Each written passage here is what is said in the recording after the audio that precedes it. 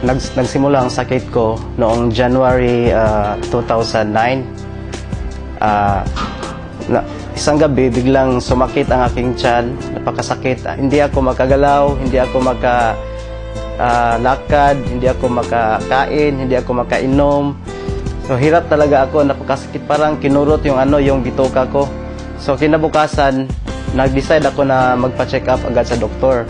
So pagdating ko sa doktor, sabi niya sa akin, kailangan ko raw na mag-ultrasound. So binigyan niya lang ako ng pain reliever. Kaso lalong sumakit, lalong sumakit yung tiyan ko. So kinabukasan, nagpa-ultrasound ako kaagad. So ang resulta lumabas na mayroon pala akong 1.6 cm na kidney stone.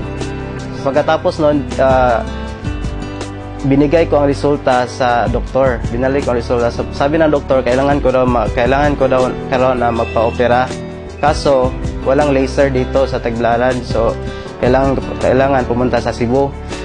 Wala ko sa kondisyon, so napakahirap, napakasakit talaga. So naalala ko yung kapatid ko na meron siyang ini-endorse na produkto. So tinawagan ko siya. Pagkatapos noon, dumating siya, nakita kami. So binigay niya sa akin yung C24/7. So sabi niya sa akin, subukan mo lang yan.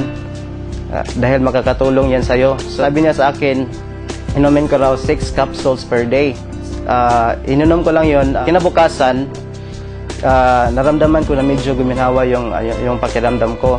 So makakain ako, makagalaw na ako. So pinagpatuloy ko lang yung pag-inom hanggang sa dumating ang 5 araw. So after 5 days, napansin ko na wala na talaga akong nararamdaman. So nag-decide ako na magpa-ultrasound ulit.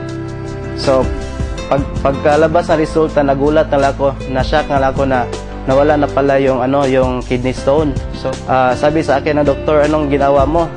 Sinabi ko sa niya na C24/7 lang to. Pagkatapos umuwi na ako sa amin, napakasaya ko. Na-save ko yung pera ko para opera. So hindi na ako na-operahan. Tapos bumuti yung kondisyon ko. Napakalakas ko, bumalik yung lakas ko, napakasigla ko. So nawala lahat. So laking pasalamat ko unang-una sa AIM Global, dahil kung walang AIM Global, walang C24/7. At sa aking kapatid rin, dahil kung wala siya, hindi ako gagaling, hindi ko masubukan yung produkto.